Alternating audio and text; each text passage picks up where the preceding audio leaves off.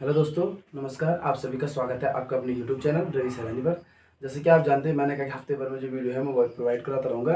और कल मैंने आपको शिक्षक दिवस पर एक वीडियो बनाई थी जो मैंने कोचिंग संस्थान में बनाई थी, तो इसलिए मैं कल आपको वीडियो प्रोवाइड नहीं करा पाया, परंतु उसी के माध्यम से मैंने आपको शिक्षक दिवस के अवसर पर वो वीडियो कराई थी, प्रोवाइड कराई थी। और मैंने कहा था हम क्या करेंगे, अब मैं वन बाय वन एक टॉपिक क्लियर करूँ, उसके बाद ही दूसरा टॉपिक करूँगा, शुरू करूँगा। तो हम पढ़ रहे थे, मैंने आपको बताया था हम पहुँच गए थे कितने 1853 के चार्टर एक्ट पर। 1833 का हमने चार्टर एक्ट पढ़ दिया था। 1833 के चार्टर एक्ट के पश्चात अब हम पढ़ने जा रहे थे कौन सा, 1853 का चार्टर एक्ट।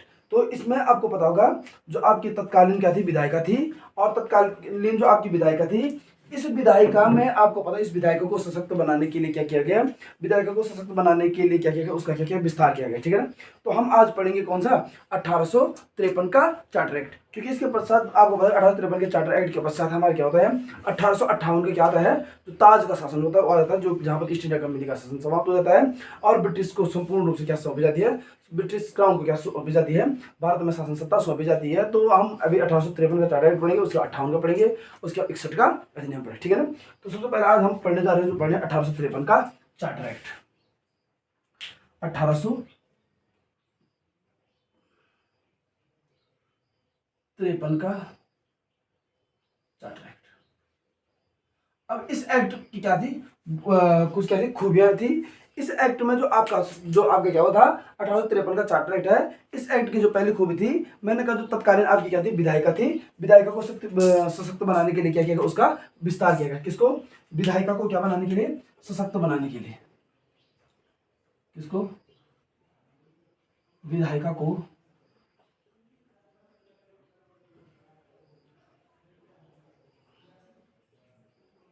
सशक्त बनाने के लिए क्या किया गया, विस्तार किया गया, ठीक है।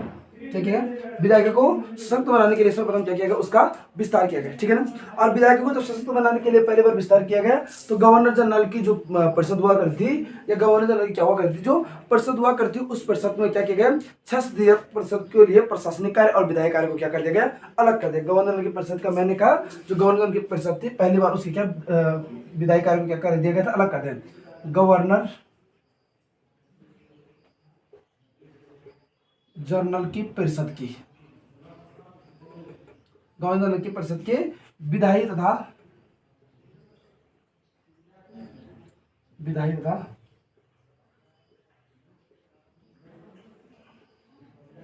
प्रशासनिक क्या, विधायी तथा क्या प्रशासनिक कार्य को क्या कर दिया गया, अलग कर दिया गया। क्या, पहली बार गवर्नर जनरल की जो परिषद थी, उस परिषद का मैंने कहा विधायी तथा क्या कर दिया गया, प्रशासनिक कार्य को क्या कर दिया गया, अलग कर दिया गया। अरे कितने सदस्यीय परिषद थी आपकी, 6 सदस्यीय।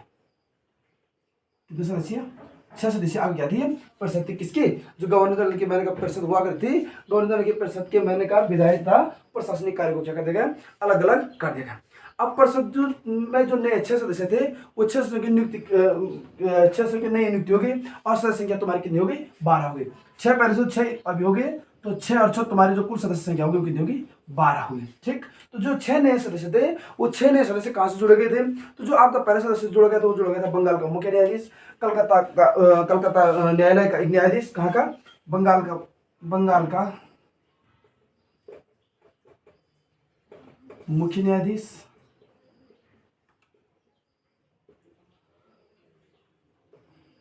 कलकत्ता का न्यायाधीश, 2 6 ने कौन, बंगाल का न्यायाधीश, बंगाल का मुख्य न्यायाधीश, कलकत्ता का क्या न्यायाधीश। आपका तीसरा आया हुआ बंगाल, मद्रास और बॉम्बे और आगरा से क्या एक एक प्रतिनिधि, कहा, बंगाल, मद्रास और बॉम्बे, बंगाल, मद्रास और बॉम्बे। देखो किधर, बंगाल, मद्रास, बॉम्बे और आगरा। आगरा से क्या जोड़ के एक एक प्रतिनिधि जोड़ेंगे, बंगाल, मद्रास, बॉम्बे और आगरा। और आपके कुल सदस्य संख्या होगी 6 और 6 पर तो 6 और 6 संख्या कितनी होगी तुम्हारी, 12 हो गई थी। और जो 6 नए जुड़ गए, तो कौन जुड़ गए थे, बंगाल का मुख्य न्यायाधीश, कलकत्ता का न्यायाधीश, और मैंने कहा क्या, बंगाल, मद्रास, बॉम्बे और आगरा का क्या एक एक प्रतिनिधि। मतलब इस 1853 का जो चार्टर एक्ट है, इस 1853 के चार्टर एक्ट के तहत क्या होगा था, संपूर्ण भारत के लिए क्या होगी, एक पृथक विधान परिषद की क्या हुई थी, स्थापना हुई थी। इस 1853 के चार्टर एक्ट क्या होगा था, संपूर्ण भारत के लिए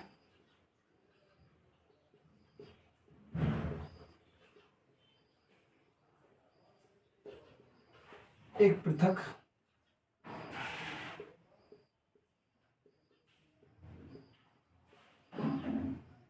संपूर्ण भारत में एक पृथक विधान परिषद की स्थापना। संपूर्ण भारत के लिए एक पृथक विधान परिषद की क्या हुई थी, स्थापना हुई तुम्हारे किस एक्ट के तहत, 1853 के चार्टर एक्ट के तहत। और 1853 के जब संपूर्ण भारत की क्या हुई, एक पृथक विधान परिषद की क्या हो गई थी, स्थापना हो गई थी, तो आगे चलकर यही क्या कहलाए तुम्हारे, लघु संसद कहलाए। तो ये पृथक विधान परिषद क्या कहलाए तुम्हारा, लघु संसद क्या कहलाई, लघु संसद कहलाई। तो संपूर्ण भारत के लिए एक पृथक विधान परिषद की स्थापना की गई, वो आगे चलकर तुम्हारी क्या कहलाई, लघु संसद कहलाई। और ये सब तुम्हारा किसमें हुआ था, 1853 के चार्टर एक्ट में। ठीक, अब मैंने कहा आपका एक होता है मंडल, कौन सा मंडल, निदेशक मंडल। तो निदेशक मंडल में सदस्यों की संख्या कितनी हो गई, 24 से घटाकर कितने कर दी गई, 18 कर दी गई। कितने, निदेशक मंडल में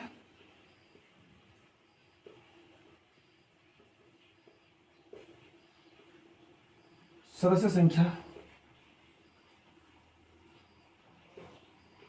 24 घटा कितनी कर दी गई थी, 18 कर दी गई थी। जो निदेशक मंडल की सदस्य संख्या थी, उस निदेशक मंडल की सदस्य संख्या के लिए मैंने कहा 24 से घटाकर कितनी कर दी गई थी, 18 कर दी गई थी। किसके तहत, 1853 के चार्टर एक्ट के तहत। और इसमें जो प्रमुख कार्य एक और होता है, भारतीय केंद्रीय विधान परिषद में सर्वप्रथम क्या, सर्वप्रथम क्षेत्रीय प्रतिनिधित्व का सिद्धांत क्या हुआ, प्रतिपादित हुआ। किसमें, सर्वप्रथम क्षेत्रीय प्रतिनिधित्व का सिद्धांत।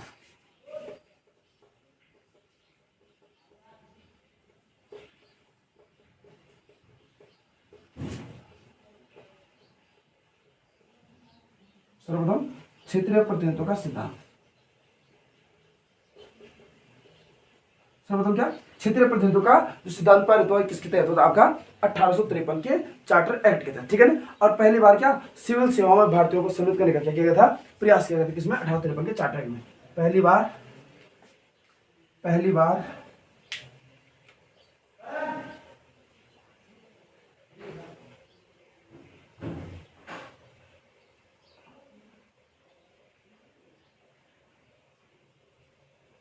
सिविल सेवाओं में भारतीय प्रतिनिधियों को, सिविल सेवाओं में भारतीय प्रतिनिधियों को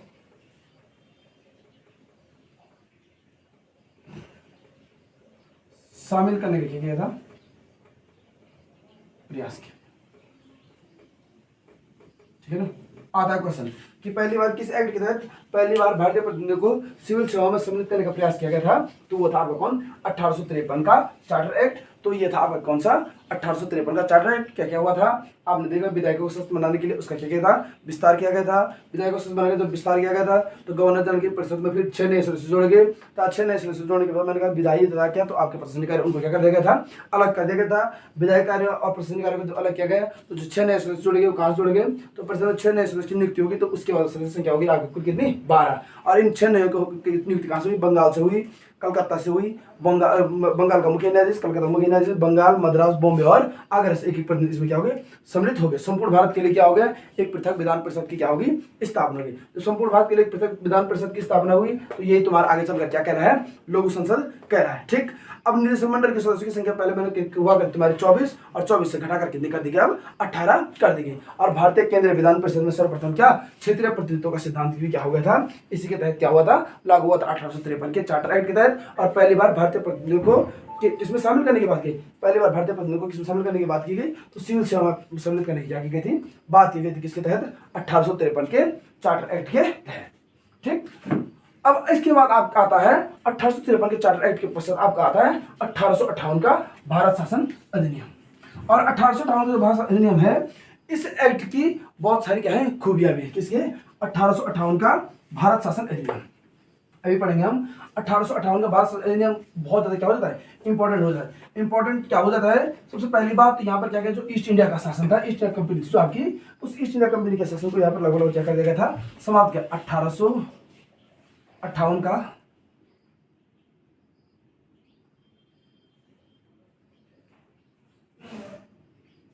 भारत शासन। ठीक, अभी 1858 का जो आगे क्या है, भारत शासन अधिनियम है, इसकी भी बहुत सारी क्या है, खूबियां हैं। पहली खूबी क्या है कि आपको बताओ कि 10 मई 1857 की क्रांति, उस समय क्या चली था, भारत में 1857 की क्रांति चली थी। और इस क्रांति के फलस्वरूप क्या हो गया था, शासन किसने, ईस्ट इंडिया कंपनी को, ब्रिटिश संसद ने ईस्ट इंडिया कंपनी से शासन सत्ता समाप्त करके शासन क्या ले लिया था, अपने हाथों में ले लिया था। तो सबसे ज्यादा प्रभाव, जो सबसे ज्यादा प्रमुख इफेक्ट है या मुख्य उद्देश्य है इनका, जो आपके भारत में क्या हुई थी, 1857 की क्रांति हुई थी, 1857 की क्रांति। इस क्रांति ने क्या कर दिया था, अंग्रेजों के दांत क्या कर दिया, भारत में क्या कर दिया, खट्टे कर दिए, मतलब दांत खट्टे हो गए अंग्रेजों के। और ब्रिटिशों को लगा कि शायद हमारे हाथ से शासन सत्ता जाने वाली है, इसलिए उन्होंने यहाँ पर ईस्ट इंडिया कंपनी के शासन को समाप्त कर दिया था। और ईस्ट इंडिया कंपनी के शासन को समाप्त किया तो सीधा शासन किसके, अपने क्या ले लिया, अपने हाथों में ले लिया, ठीक है ना। अब आपको पता होगा जो आपका क्या होता है, कोर्ट ऑफ डायरेक्टर और बोर्ड ऑफ कंट्रोल, इनको भी क्या कर दिया गया था, इनके जो आपके क्या होता है, कोर्ट ऑफ डायरेक्टर और बोर्ड ऑफ कंट्रोल, क्योंकि आप दोनों जानता है, मैंने आपको बताया 1784 का जो ब्रिटिश एक्ट है उसमें बताया था, जो आपका क्या होता है, कोर्ट ऑफ डायरेक्टर वो बोर्ड ऑफ कंट्रोल था, इनको क्या कर देगा, समाप्त कर देगा। किसको, कोर्ट ऑफ डायरेक्टर और बोर्ड ऑफ कंट्रोल को क्या कर देगा, समाप्त। अब जब court of director board of control को समाप्त कर देगा तो फिर इनकी जगह क्या किया गया, तो इनकी जगह क्या कर देगा, ब्रिटिश मंत्रिमंडल के एक सदस्य को क्या कर देंगे, कोर्ट ऑफ डायरेक्टर और बोर्ड ऑफ डायरेक्टर की क्या दी गई, शक्तियां दी गई। ब्रिटिश मंत्रिमंडल के एक सदस्य को, ब्रिटिश मंत्रिमंडल के एक सदस्य को शक्तियां दी गई। तो कोर्ट ऑफ डायरेक्टर्स और बोर्ड ऑफ कंट्रोल को क्या कर दिया गया, समाप्त कर दिया गया।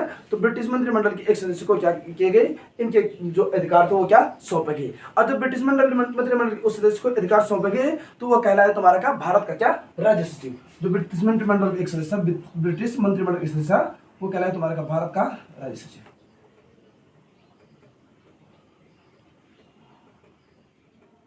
क्या कहलाया, भारत का राज्य सचिव। और भारत का राज्य सचिव कौन कहलाया, मैंने कहा जो बोर्ड ऑफ कंट्रोल और कोर्ट ऑफ डायरेक्टर वगैरह था उसके अधिकार को समाप्त कर दिया गया।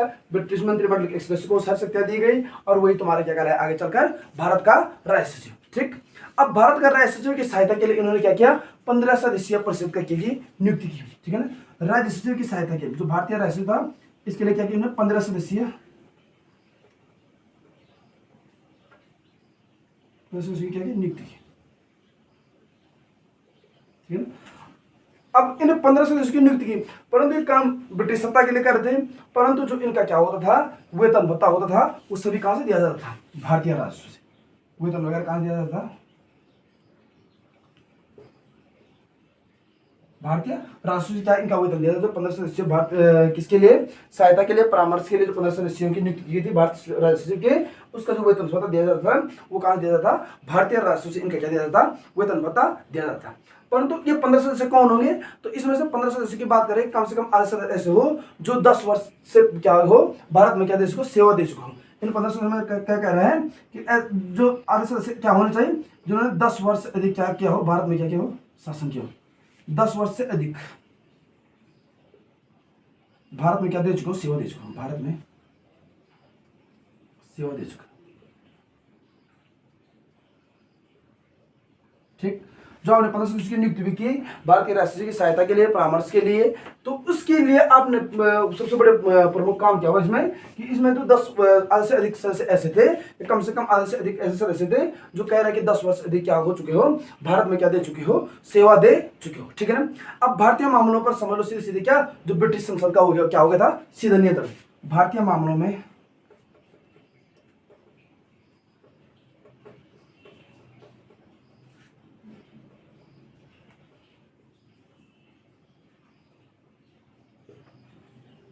ब्रिटिश संसद में क्या हो गया था, सीधा नियंत्रण।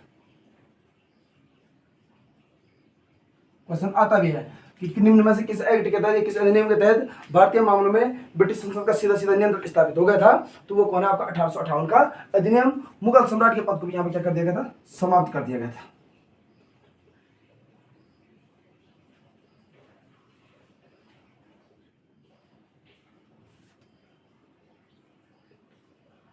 मुगल सम्राट के पद को भी क्या कर दिया था, समाप्त कर दिया। किस अधिनियम के तहत, 1858 के अधिनियम के तहत मुगल सम्राट के पद को क्या कर दिया था, समाप्त कर दिया था।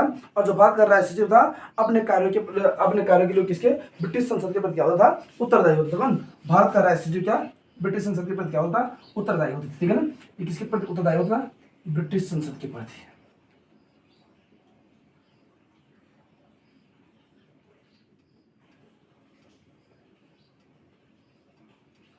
ब्रिटिश संसद में क्या होता है, उत्तरदायी होता है आपका कौन, भारत का राज्य सचिव, ठीक है ना। तो ये था आपके किसके बारे में, 1858 के जो आपका क्या था, भारत शासन अधिनियम, ठीक।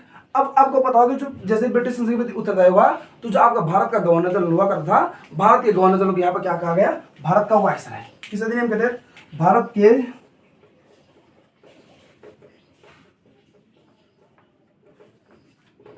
गवर्नर जनरल को यहाँ पर क्या कहा गया, भारत का वायसराय।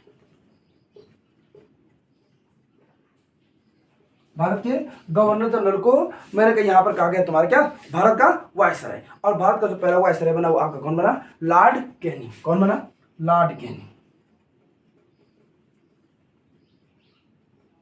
पूछता है किस अधिनियम के तहत भारत के गवर्नर जनरल को भारत का वायसराय कहा गया, तो 1858 का जो तुम्हारा भारत शासन अधिनियम था, इसके तहत जो भारत का गवर्नर जनरल हुआ करता था उसको क्या कहा गया, भारत का वायसराय, ठीक है ना। अब भारत में जो भारत की जो नैतिक और आर्थिक प्रगति की रिपोर्ट वो ब्रिटिश संसद प्रस्तुत करेगा, तुम्हारा कौन, भारत का वायसराय। भारत की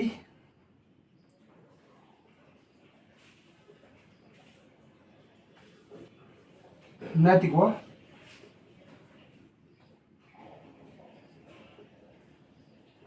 आर्थिक रिपोर्ट ब्रिटिश संसद में प्रस्तुत कौन करेगा, जो आपका कौन है, वायसराय, ठीक। भारत की क्या नैतिक व आर्थिक रिपोर्ट ब्रिटिश संसद में प्रस्तुत करेगा आपको कौन, भारत का वायसराय। तो ये किसमें था आपका, किसमें था आपका 1858 के अधिनियम में। तो 1857 का जो मैंने 1853 का चार्टर एक्ट पढ़ा, इस 1853 के चार्टर एक्ट मैंने पहले पढ़ा, तो जो आपका 1853 का चार्टर एक्ट था उस समय मैंने कहा ईस्ट इंडिया कंपनी का शासन भारत में था, और ईस्ट इंडिया कंपनी का शासन भारत में था, तो मैंने उसके तत्व से आपको जो 1858 का भारत शासन अधिनियम आया, इस 1858 के भारत शासन अधिनियम के तहत क्या हुआ था, ईस्ट इंडिया कंपनी के शासन को क्या कहते हैं, समाप्त कर दिया गया था, और ब्रिटिश संसद का हम किस पर, भारतीयों पर सीधे सीधे क्या हो गया था, नियंत्रण हो गया था, ठीक है ना। अब ब्रिटिश संसद का जब से नियंत्रण होगा तो ब्रिटिश मंत्रिमंडल में आपको पता है सीओडी, मैंने कहा कोड ऑफ राइटर्स और बोर्ड ऑफ कंट्रोल को समाप्त करके, और ब्रिटिश मंत्रिमंडल के एक सदस्य को इसमें क्या सारी शक्तियां दी गई, और वो क्या रहा है तुम्हारे का, भारत का राज्य सचिव। जब वो भारत का राज्य सचिव कहलाए तो कह रहे कि जो 15 सदस्यों की नियुक्ति हुई थी, इस भारत के राज्य सचिव के लिए परामर्श के लिए, सहायता के लिए 15 सदस्यों की नियुक्ति हुई थी, और इन सभी का वेतन कहां से दिया जाना था, भारतीय राजस्व से दिया जाता था। और ये जो आपका भारत का राज्य सचिव होता है वो ब्रिटिश संसद के प्रति क्या होता है, अपने कार्य के प्रति क्या होता है, उत्तरदायी होता है। परंतु ये 15 सदस्य कौन होंगे, इनमें से कह रहा है आधे से अधिक या कम से कम 10 ऐसे सदस्य चुने जाते हैं जो 10 वर्ष से 10 वर्ष से अधिक क्या भारत में क्या दे चुके हो, सेवा दे चुके हो। तो सीधा सीधा कहने का अर्थ यह है कि जो ब्रिटिशों का सीधा नियंत्रण हो गया था 1858 के अधिनियम के तहत, जो आपका मुगल सम्राट का पद हुआ करता भारत में, वो क्या हो गया था, केंद्र की शक्ति वो क्या हो गई थी, समाप्त हो गई थी, मुगल सम्राट के पद को समाप्त कर दिया गया था।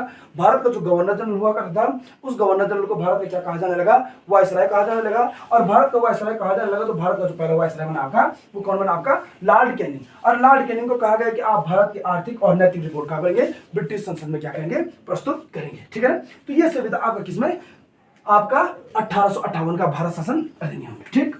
अब हमको पढ़ना है 1861 का भारत परिषद अधिनियम। क्या, 1861 का भारत परिषद अधिनियम, और बहुत ज्यादा क्या है, इंपॉर्टेंट भी है, ठीक है ना। ये जो 1853, 1858 और 1861 हम पहुंच गए हैं। 1861 का भारत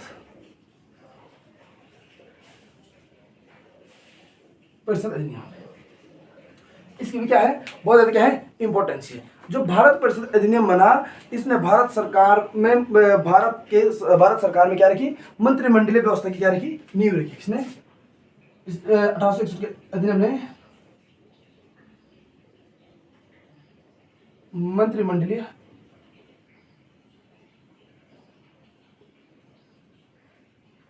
व्यवस्था क्या रखी, नींव रखी। इसने 1861 के भारत परिषद अधिनियम ने क्या रखी, मंत्रिमंडलीय व्यवस्था क्या रखी, यहाँ पर नींव रखी, ठीक है ना।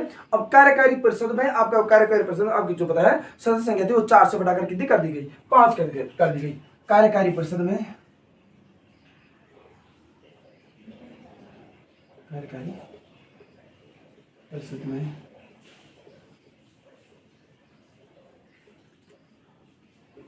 सदस्य संख्या 4 से बढ़ाकर कितनी कर दी गई, 5 कर दी। पहले 4 हुआ कर दी और 1 बढ़ा दिया गया। अब कितनी होगी, आपके कार्यकारी परिषद संख्या कितनी होगी, 5 होगी। और जब 5 हुई तो इनमें से जो 3 सदस्य थे वो प्रशासनिक सेवा के होते थे, जिनको भारत में 10 वर्ष का रहने का क्या हो, अनुभव। ठीक है ना। आपके जो मैंने कहा 3 सदस्य हुआ करते थे, हुआ करते प्रशासनिक सेवा से,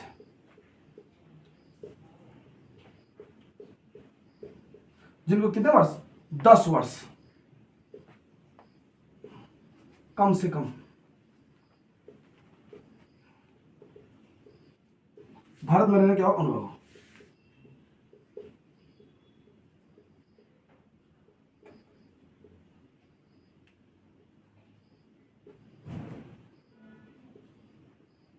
कितने वर्ष, 10 वर्ष कम से कम क्या हो, भारत में रहने का क्या हो, अनुभव हो। तो 3 सदस्य क्या होता करता, क्या हुआ करता आपके, जिनको मैंने कहा किसको अनुभव हो, प्रशासनिक सेवा। और प्रशासनिक सेवा मतलब कहने का अर्थ है प्रशासनिक सेवा जो होती है 3 सदस्य, और कह रहे 10 वर्ष से कम, 10 वर्ष कम से कम क्या हो, भारत में रहने का क्या हो, अनुभव हो। और 2 सदस्य, आपके 2 सदस्यों को, एक को 5 वर्ष के लिए क्या विधि संबंधी अनुभव होना क्या है, आवश्यक है। मतलब जो 2 सदस्य होते थे उनमें से एक को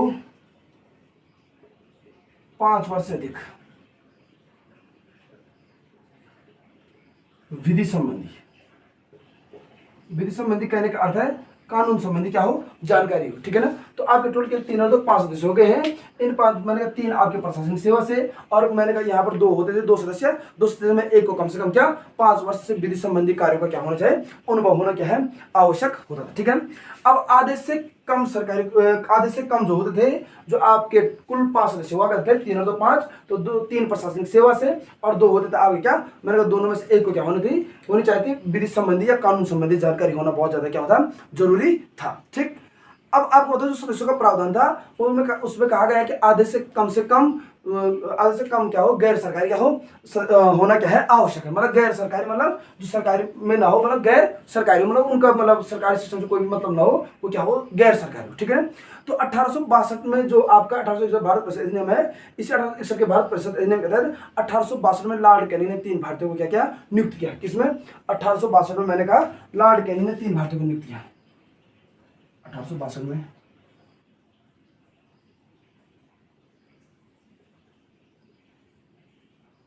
3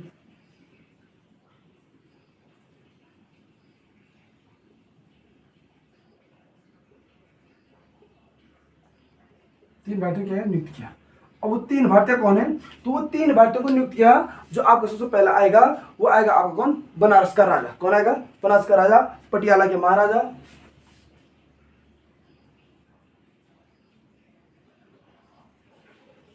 बनारस का राजा,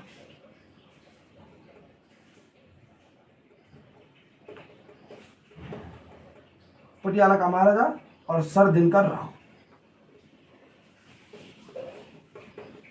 बनारस का राजा, पटियाला का महाराजा और सर दिनकर राव। ठीक है। इनको क्या किया गया, लॉर्ड जो आपका कौन है कैनिंग था, इन्हें क्या करते मनोनीत, क्या करते था, मनोनीत कर। ठीक। मैंने जो 3 सदस्य चुने गए आपके 1862 के अधिनियम के तहत, उसमें लॉर्ड कैनिंग चुने। उनमें से आपका बनारस का राजा, पटियाला का महाराजा और सर दिनकर राव। ठीक। अब इनका क्या था, आपात स्थिति में मैंने कहा जो आपका वायसराय था, वायसराय को आपात स्थिति में क्या दिया गया था, विशेषाधिकार। क्या, वायसराय को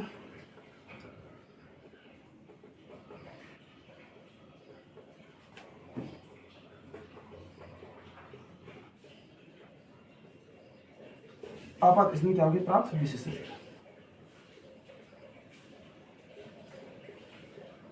वायसराय को आपात स्थिति में क्या प्राप्त हो गए थे, विशेषाधिकार। और विशेषाधिकार क्या था, विशेषाधिकार वही था आपका क्या कर सकता है, वो अध्यादेश क्या कर सकता है, जारी कर सकता है। क्या, अध्यादेश क्या जारी,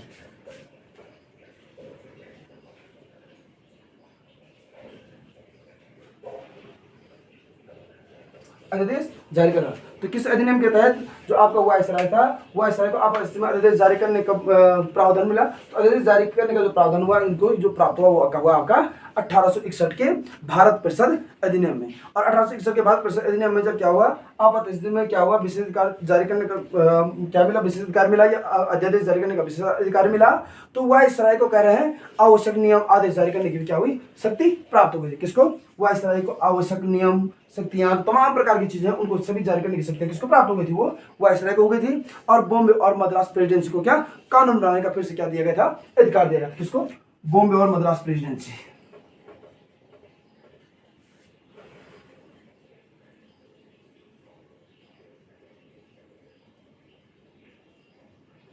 बॉम्बे और मद्रास प्रेसिडेंसी को कानून बनाने का क्या दिया गया था, अधिकार दिया गया था।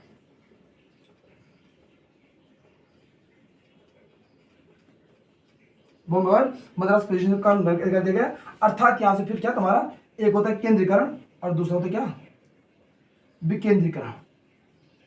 क्या, विकेंद्रीकरण। विकेंद्रीकरण का सिद्धांत यहां से क्या हो गया, फिर से पुनः क्या हो गया, लागू हो गया। एक बार इनसे शक्तियां ली गई थी, बंगाल के गवर्नर जनरल को, बंगाल के गवर्नर को संपूर्ण शक्तियां दी गई थी, परंतु 1861 के तहत फिर इनको क्या दी गई, शक्तियां दी गई। मतलब बॉम्बे और मद्रास में क्या बना सकते हैं, आपकी शक्तियां स्थापित कर सकते थे, या कानून बनाने की शक्तियां दी गई किसके तहत, 1861 के भारत परिषद अधिनियम के तहत। तो ये था आपका कौन, 1861 का भारत परिषद अधिनियम। विकेंद्रीकरण मतलब अलग अलग शक्तियां बना, पहले एक के अधीन हुआ करते हैं, अब ये क्या अलग अलग अपने लिए क्या बना सकते हैं, नियम कानून के, इनको क्या अपने अलग से क्या बना सकते हैं, नियम कानून बना सकते हैं, बॉम्बे में अलग और मद्रास में अलग।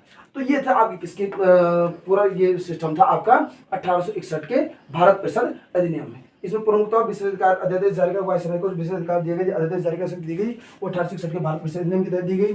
ठीक है ना। आपके जो तीन जो आपके लॉर्ड कैनिंग द्वारा सदस्य मनोनीत हुए वो कौन हुए, बनारस का राजा, पटियाला का महाराजा और सरधनकर राव, इनको क्या किया, मनोनीत किया गया था किसके द्वारा, लॉर्ड कैनिंग के द्वारा 1862 में। ठीक, तो ये सब था आपका किसके 1861 के भारत परिषद अधिनियम में। और आज का हम अंतिम पढ़ेंगे क्योंकि समय ज्यादा हो रहा है, तो अंतिम पढ़ेंगे हम भारत परिषद अधिनियम 1892। कौन सा, भारत परिषद अधिनियम। तो भारत परिषद अधिनियम जो आपका है वो पढ़ेंगे हम 1892 वाला। कौन सा, भारत परिषद अधिनियम 1892। और ये भी क्या है, बहुत ज्यादा इंपॉर्टेंट किसी दृष्टि से, एग्जाम की दृष्टि से, क्योंकि यहाँ पर आता है और बहुत सारे क्या बनते हैं क्वेश्चन में, तो भारत परिषद अधिनियम 1892। ठीक, अब इसमें भी क्या है, बहुत सारी क्या थी, खूबियां थी, परंतु इस अधिनियम में कुछ ज्यादा हो नहीं पाए। ठीक है ना। जो आपका है केंद्रीय एवं प्रांतीय विधान परिषद की सदस्य संख्या थी, उनको क्या कर दिया गया था, बढ़ा दिया गया था। किसमें, 1892 के भारत परिषद अधिनियम में केंद्रीय और प्रांतीय विधान परिषद की संख्या, केंद्रीय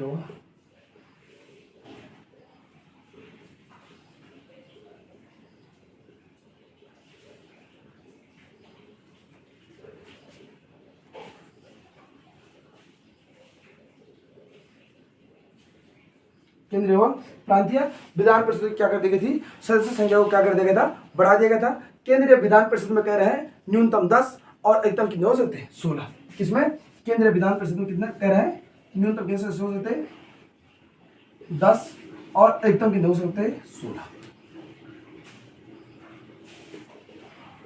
केंद्रीय विधान परिषद में न्यूनतम 10 और अधिकतम कितने हो सकते हैं, 16 हो सकते हैं। और भारतीय सदस्यों को कह रहे हैं बजट पर बहस करने का अधिकार तथा प्रश्न पूछने का मिला था, अधिकार मिला था। भारतीय सदस्यों को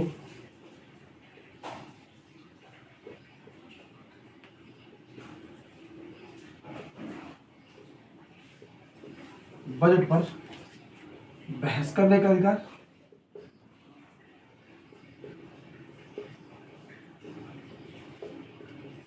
भारत को बजट पर बहस करने का अधिकार तथा प्रश्न पूछने का अधिकार मिला था।